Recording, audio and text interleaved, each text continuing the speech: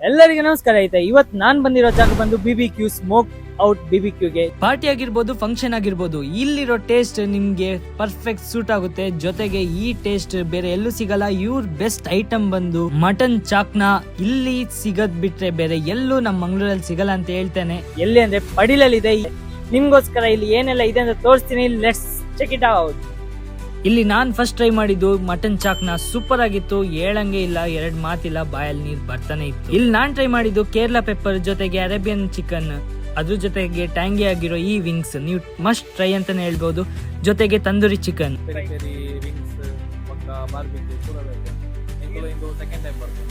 Customer review ಹೇಳ್ಬೇಕಂದ್ರೆ ಅವರೇ ಹೇಳ್ತಾರೆ. It was nice. Very nice. The tandoori is really awesome. So I am a daily customer here. ಇಲ್ಲಿ ಮಾಡಿರೋ ಎಲ್ಲ item super ಆಗಿದೆ. The taste is really amazing. It's finger licking taste. Leg piece ಆಗಿರ್ಬೋದು, liver ಆಗಿರ್ಬೋದು, ಒಂದೇ taste, super taste.